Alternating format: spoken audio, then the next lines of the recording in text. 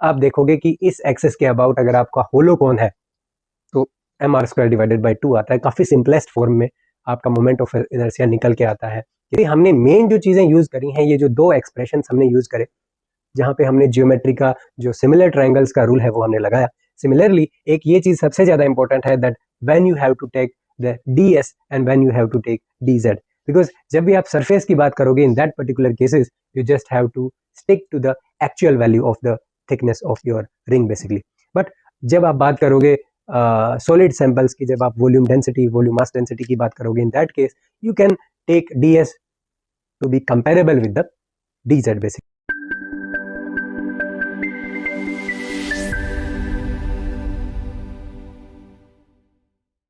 Hello everyone, welcome to the YouTube channel. This is Deepak Marwal. इस video में हम होलोकोन के केस को डिस्कस करेंगे, जहां पे हम सेंटर ऑफ मास जो है होलोकोन का वो कैलकुलेट करेंगे। उसके अलावा moment of inertia about the axis passing through the height, और you can say along the height we will calculate. Okay, so let's start with the hollow cone.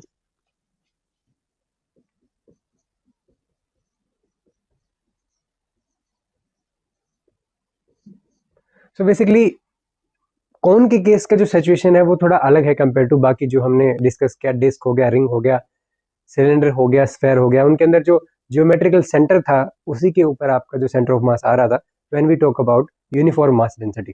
Okay, अब यहाँ पे अगर आप होलोकोन की बात करें तो थोड़ा होलोकोन का जो स्ट्रक्चर है वो बेसिकली डिफरेंट है फ्रॉम अदर ऑब्जेक्ट्स। तो इसका जो सेंटर ऑफ मास है और मोमेंट ऑफ इनर्शिया दोनों का जो कैलकुलेशन है वो काफी इंपॉर्टेंट हो जाता है, राइट। तो सबसे पहले ड्रॉ करते हैं कि होलोकोन दिखेगा कैसा आपका। सो देखिए कुछ इस तरीके से आप कोन को बताते हो। तो यहाँ पे जो है बेस, ये आपका बेस वाला पोर्शन होता है, और यहाँ पे ये जो है ये इसका जो एंड है, एज है बेसिकली वो हो जाता है, और ये आपका आर है, और जो टोटल हाइट बेसिकली इसकी होती है उसको हम कैपिटल एच से डिफाइन कर रहे हैं, राइट। और एक एक्सिस है which is passing through the height, you can से, इसको हमें मोमेंट ऑफ इनर्शिया जो है वो निकालना है। बाकी एक्सिस के अलोंग भी निकाल सकते हो, लेकिन वो जो है वो एडवांस प्रॉब्लम होगी। ग्रेजुएशन में मोस्टली आप उनके साथ डील करोगे, तो एडवांस प्रॉब्लम में हम उनको कवर करेंगे बेसिकली। लेकिन फिलहाल के लिए ये जो है ये बेसिक है और काफ़ी इंपॉर्टेंट है in case of the hollow cone. Okay, similarly अगर आप देखोगे तो एक होलोकोन जो है अगर आप उसको स्लाइसिंग करते हो तो होलोकोन जो है वो रिंग से बेसिकली मिलके बना होता है। तो इट मीन्स जो सेंटर ऑफ मास जो है वो हर एक रिंग का आपका कहाँ पे मिलेगा, इस पर्टिकुलर एक्सिस के ऊपर मिलेगा। तो एक तो चीज आ जाती है कि जो इस कोन का जो सेंटर ऑफ मास है that will lie along this axis. ये तो आपके कंफर्म हो जाना चाहिए। वाई, अगर हम यूनिफॉर्म सरफेस मास डेंसिटी की बात कर रहे हैं तो सबसे पहले हमने यहाँ पे अगर डिफाइन करें यूनिफॉर्म मास डेंसिटी, और कौन सी mass density, surface mass density, तो सिल बी इक्वल टू, अगर मान लीजिए इसका टोटल मास जो है वो कैपिटल एम है लेट्स से, तो this will be M divided by total cross sectional area of the cone basically. तो इसके अंदर ये जो साइड है इसको हम एल बोलते हैं, and this is your H, और यहाँ से लेके ये आपकी कैपिटल आर, तो ये राइट एंगल ट्राइंगल हो जाता है बेसिकली। और यहाँ से आप देखोगे तो जो आपका एल स्क्वायर है that will be equal to R square plus H square. Okay, और यहाँ पे ये जो इसका जो क्रॉस सेक्शनल एरिया है उसको हम लिखते हैं पाई आर एल। बेसिक सी चीज है कोन के केस में, पाई आर एल जो है सरफेस बेसिकली इसका होता है। तो ये वाला जो पोर्शन है दिस इज ओपन, आपका मास ओनली इस वाले एरिया के अंदर क्या हुआ, डिस्ट्रीब्यूटेड है। ओके, तो ये तो आप बात आ गई यूनिफॉर्म मास डेंसिटी, जो सरफेस मास डेंसिटी है बेसिकली कोन की। ओके, तो यहाँ पे हमने बोला कि आपका जो सेंटर ऑफ मास है बेसिकली वो इस पर्टिकुलर एक्सिस के ऊपर कहीं ना कहीं आपका होगा। ओके, तो अगर मैं इस एक्सिस को एक z एक्सिस से रिप्रेजेंट करूं, okay let's say this is your z axis, right. तो यहाँ पे ये ओरिजिन है, इसको मैं 0 कंसिडर करूंगा, और with respect to you can say right hand side आपका जो z है वो इंक्रीज करेगा up to this value which is h। Okay, तो यहाँ से बेसिकली हम अज्यूम करते हैं कि आपका सेंटर ऑफ मास जो है ना वो किसी पर्टिकुलर डिस्टेंस के ऊपर होगा, जिसको हम क्या बोलेंगे, that will be z node basically, और you can write it to be RCM। Okay, RCM vector, let's say vector होगा तो डायरेक्शन होगी, और डायरेक्शन होगी तो you can write it RCM magnitude multiply by Z cap, because Z cap की direction में ही आएगा। इस पर्टिकुलर एक्स पॉइंट से इस डायरेक्शन में आरसीएम मैग्नीट्यूड का आपको सेंटर ऑफ मास बेसिकली निकालना पड़ेगा कि आरसीएम का जो मैग्नीट्यूड है वो कितना है from this particular and point. Okay okay, तो यहाँ पे दो तरीके की चीजें हम यहाँ पे करेंगे। तो यहाँ पे सबसे पहला चीज आ जाता है कि आरसीएम वेक्टर कैलकुलेशन होगी, दूसरा आ जाएगा आपका जो आई जेड कैलकुलेशन है मोमेंट ऑफ इनर्शिया की, वो भी हम यहाँ पे कैलकुलेट करेंगे, राइट। तो सबसे पहले आरसीएम डिस्कस करते हैं। तो अगर आप यहाँ पे देखोगे तो ये जो कोन है, अगर आप स्लाइसिंग करोगे तो यहाँ पे आपको क्या देखने को मिलेगा कि आप इसको अगर स्लाइसिंग करते हो then you can show it by rings. So basically it is made up of rings, जिसका हाइट जो है, जिसका you can not say height, अगर आप इसकी थिकनेस चेक करोगे तो थिकनेस हो जाती है डी जेड, लेकिन इसका ये जो साइड का पोर्शन है इसको हम क्या बोलते हैं, डी एस। तो जैसा कि मैंने बोला था कि जो थिकनेस है और जो आपका जो कर्व बेसिकली आता है, जो आर्क आता है, तो बेसिकली आप कह सकते हो कि ये जो साइड एलिमेंट है ये डी एस, इसका जो है वो डिफरेंट होगा from your D H when you talk about surface mass density. तो बेसिकली जो सरफेस एरिया है that will be much affected by the this D S, कि आप ये डी एस लेते हो या डी जेड लेते हो। तो in general basically this will B D S in place of D Z. तो यहाँ पे आप हमेशा ध्यान रखोगे जब भी सरफेसेस की बात आती है, कोई भी आर्क हो, कोई भी डिस्टेंस हो, so this will be along this line, तो इसके अंदर जो डी एस है that will not be equal to the thickness of that particular you will say ring basically. So it is made up of concentric not concentric parallel rings basically. okay, अब यहाँ पे अगर आप इसकी position को identify करो, तो अगर मैं थोड़ा एक बार डायग्राम को थोड़ा एक बार और अच्छे से शो कर देता हूँ यहाँ पे। सो यहाँ पे आपने रिंग बनाई और इस रिंग का जो यहाँ से लेके यहाँ तक का जो डिस्टेंस है, let's say I am assuming it to be Z. Okay, और यहाँ से इसका ये जो रेडियस है that will be are.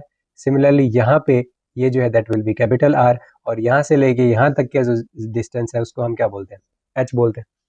Okay, similarly अगर हम इस पोर्शन की बात करें, ये जो पोर्शन है इसको अगर मैं मैग्नीफाई करता हूँ, तो इसको मैग्नीफाई करके मैं यहाँ पे बना रहा हूँ कि यहाँ पे ये आपका डी एल आपका एलिमेंट है, या डी एस बोल दीजिए इसको, right. So it doesn't matter, let me write it to be D S basically. So D S आपका ये एलिमेंट हो जाता है, और एक एलिमेंट है जो कि परपेंडिकुलर है, और ये आपका हो जाता है डी एच, या डी जेड लिख दीजिए, डी एच या डी जेड दोनों ही की बात है। So it will B D Z. तो बेसिकली जितना एंगल यहाँ पे देखिए, कुछ ना कुछ एंगल होगा थीटा, तो उतना ही थीटा आपका यहाँ पे है, उतना एंगल आपका यहाँ पे ये थीटा है। ओके, सो बेसिकली हम यहाँ पे बताना क्या चाहते हैं, हम यहाँ बताना चाहते हैं कि आपके यहाँ पे दो तरीके के ट्राइंगल आपको यहाँ पे देखने को मिल रहे हैं। कैसे ट्राइंगल, देखिए एक ट्राइंगल आपका ये हो जाता है छोटे वाला ट्राइंगल, और एक बड़ा ट्राइंगल बन जाता है। सिमिलरली एक यहाँ पे ये छोटा ट्राइंगल है और एक ये बड़ा ट्राइंगल बन जाता है। तो बेसिकली जो सिमिलर ट्राइंगल्स जो है, लेट्स से इसको नाम दे दीजिए, लेट्स से ए बी सी और ए डी ई, राइट। तो आप कह सकते हो कि A B C triangle similar to A D E. इससे आपको यहाँ पे देखने को मिलेगा कि सिमिलर ट्राइंगल्स के केस में अगर आप रेशियोज लेते हो, बेसिकली जो आर्म्स का रेशियो लेते हो that will be equal, basically हमेशा इक्वल निकल के आता है। तो let's say if I am taking let's say if I'm writing, you can say the arm ratio, so you can say that small r divided by capital R will be exactly equal to z divided by the total height. Okay, तो ये तो बात आ गई similar triangle in दोनों की। Similarly let's say this is your P Q R, right. So you can also right that similar triangle जो है ए D E is similar to, you can say, the big one, the small one, PQR. तो यहाँ से आपको यहाँ पे क्या देखने को मिलेगा कि that this DS will be equal to DS divided by L basically, because देखिए ये L है आपका, बेसिकली अगर यहाँ पे टोटल देखोगे तो ये आर्म आपकी L हो जाती है, राइट। तो ये ds जो है वो इस डायरेक्शन में है, तो इसकी ये आर्म ही हमें लेनी पड़ेगी। तो हम कह सकते हैं कि ds डिवाइडेड बाई जो टोटल है वो आपका l है, that will be equal to dz अगर आप करते हो डिवाइडेड बाई z डायरेक्शन में टोटल कितना हो जाता है, h हो जाता है।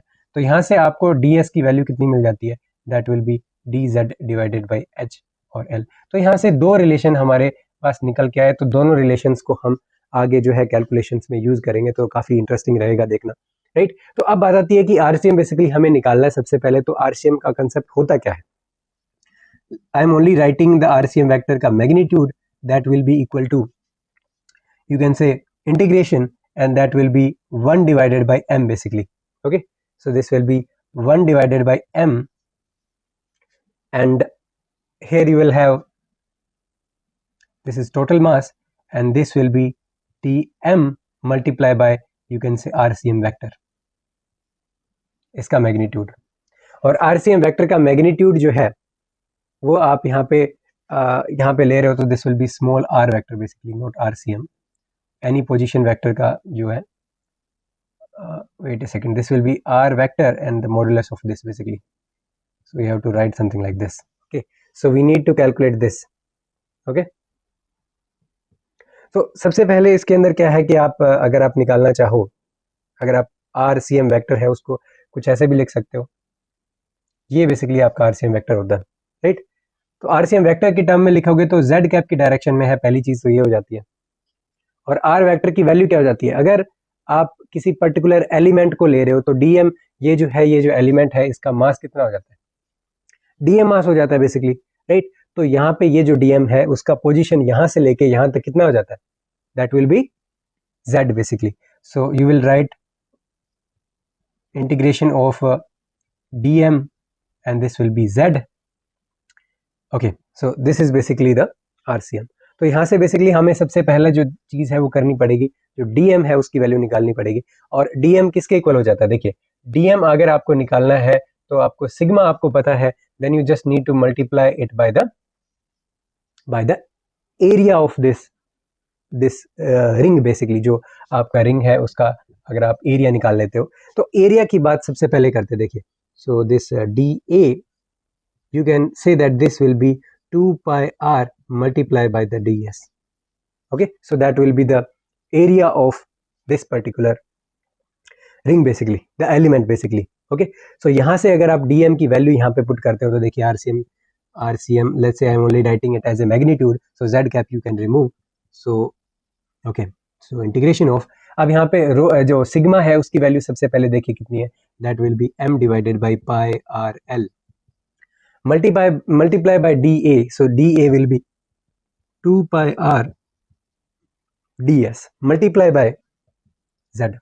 तो यहाँ पे देख रहे हो आप, आपको ds भी मिल रहा है, z मिल रहा है, तो आप एक काम करिए, r भी मिल रहा है, तो इन सब को सोल्व करना है, सिंगल इंटीग्रेशन है, तो आपको क्या करना पड़ेगा, आपको सारे पैरामीटर्स को एक सिंगल वेरिएबल में चेंज करना पड़ेगा। बिकॉज देखिए z भी चेंज हो रहा है हर एलिमेंट के साथ, हर जो आप जो एलिमेंट लोगे उसका z भी चेंज हो रहा है, उसका ds भी आपका अलग अलग आ रहा है, और r भी बेसिकली उसका चेंज हो रहा है।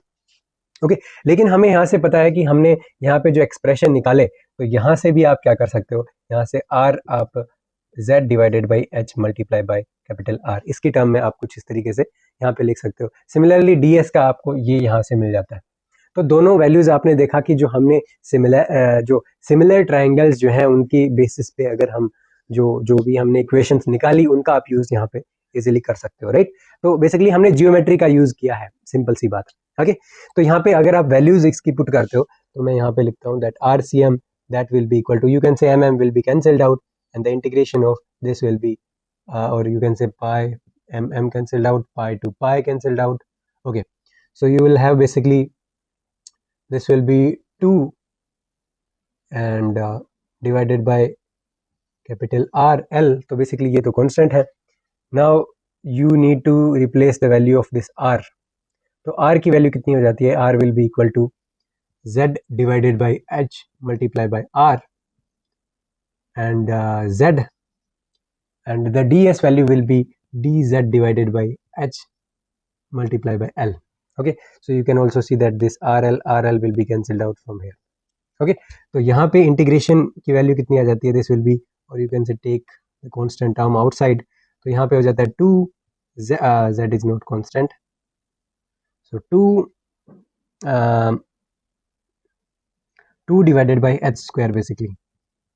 Okay, okay, now the integration, this will be z square multiplied by dz. और देखिए dz के अबाउट है तो z की वैल्यू आप देखोगे तो मैंने बोला 0 to h जा रही है, तो द इंटीग्रेशन की लिमिट 0 to h आपको यहाँ पे लिखनी पड़ेगी.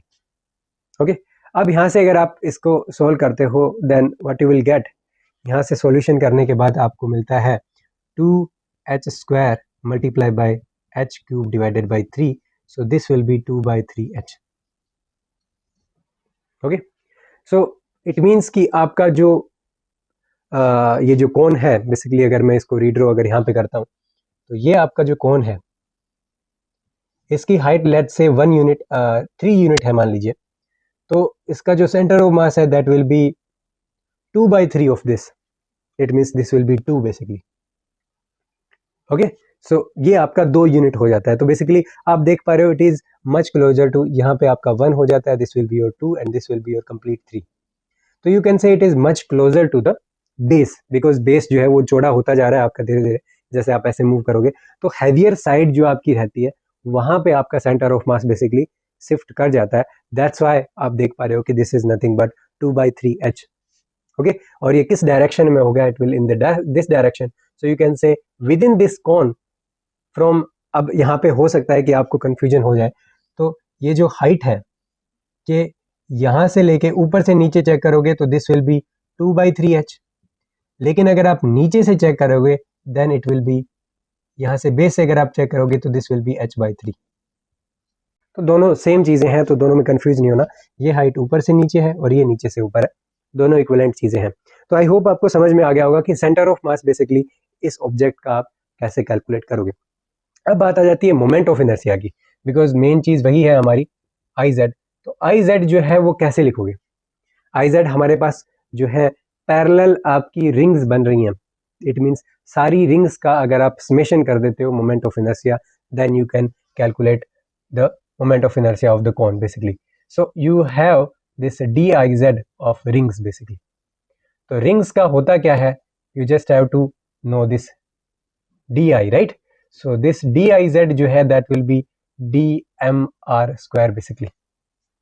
रिंग के केस में mr स्क्वायर होता है आपका जो मोमेंट ऑफ इनर्शिया है about the axis passing through the centre perpendicular to the surface basically. Okay, तो ये आपका क्या हो जाता है, मोमेंट ऑफ इनर्शिया हो जाता है एक रिंग का. अब अगर आपको टोटल निकालना है तो सम करना पड़ेगा, तो यहाँ से आप देखिए I Z will be equal to integration of this D M R square. अब जस्ट हमें क्या करना है, सब्सटीट्यूट करनी है वैल्यूज. डी एम हमने जैसे भी कैलकुलेट किया यहाँ से सिमिलर हमें वहाँ पे रखना है. तो देखिए डी एम को करने के लिए हमें सबसे पहले क्या पता होना चाहिए, यहाँ पे capital M divided by pi R L, right, multiply by D A, so D A nothing but 2 pi R multiply by D S.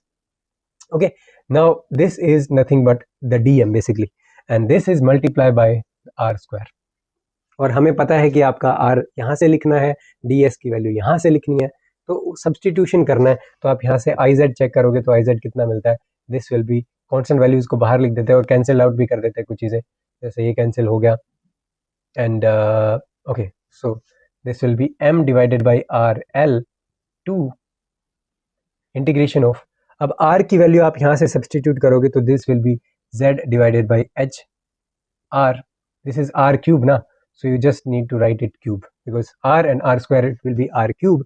और इसके अलावा क्या दिख रहा है यहाँ, ds दिख रहा है, सो ds की वैल्यू आप देखोगे तो ds will be dz divided by h multiply by l basically. Okay, और यहाँ से आप टर्म्स को सॉल्व कर सकते हो, बाहर लीजिए कुछ टर्म्स, जैसे l से l कैंसिल आउट हो सकता है और यहाँ से that this will come out to be 2m and you can say this will be h3 h4 divided by this will be h to the power 4 basically. Okay, and r cube this will be r square. Okay, या now integration के अंदर आपकी value रह जाती है z cube dz, और dz जो है that will be from 0 to capital H basically, right. तो जब आप इसको सोल्व करोगे तो आपको मिलता क्या है, two M R square divided by H to the power 4 multiply by H to the power 4 divided by 4, this is M R square divided by 2। Okay, so basically ये एक्सीडेंटली आपकी इक्वल निकल के आती है, किसके इक्वल? ये आपके ring के बेसिक जो डिस्क है बेसिकली उसके मोमेंट ऑफ इनर्शिया के अबाउट निकल के आती है। ऐसा नहीं है कि हर बार ऐसा ही रहेगा, जैसे सॉलिड का केस है that will be different. So basically आप देखोगे कि इस एक्सेस के अबाउट अगर आपका होलो कोन है तो M R square divided by 2 आता है। काफ़ी सिंपलेस्ट फॉर्म में आपका मोमेंट ऑफ इनर्शिया निकल के आता है, किसके केस में? कोन के केस में। तो बेसिकली हमने डिस्कस किया यहाँ पे कि कैसे आप सेंटर ऑफ मास जो है उसको आइडेंटिफाई करोगे फॉर होलो कोन, और उसके लिए जो है होलो कोन के लिए आप क्या कर सकते हो, जो आपका मोमेंट ऑफ इनर्शिया है वो भी अबाउट द जेड एक्सिस कितना होगा you can calculate, and that will come out to be M R square divided by 2। तो बेसिकली हमने मेन जो चीज़ें यूज़ करी हैं, ये जो दो एक्सप्रेशन हमने यूज़ करे, जहाँ पे हमने जियोमेट्री का जो सिमिलर ट्रायंगल्स का रूल है वो हमने लगाया।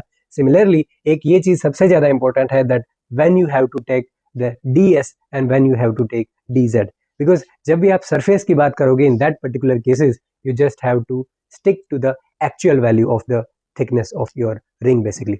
बट जब आप बात करोगे सॉलिड सैंपल्स की, जब आप volume density, volume mass density की बात करोगे, in that case you can take ds to be comparable with the dz basically. Okay, so ये मेन चीज़ें ध्यान रखनी है जो भी किसी भी तरीके का आप प्रॉब्लम सॉल्व कर रहे हो, तो ये dz ds ये सब चीज़ें आपको हमेशा ध्यान रखनी है, सरफेसेस में क्या करना है और वॉल्यूम में क्या करना है। ओके, सो आई होप कि काफ़ी आपको अच्छे से जो चीज़ें हैं वो आपको अच्छे से समझ आ गई होंगी, and thank you all for watching and we will meet in the next video, और वहाँ पे हम जो सॉलिड कोन का केस है उसको थोड़ा डिस्कस करेंगे।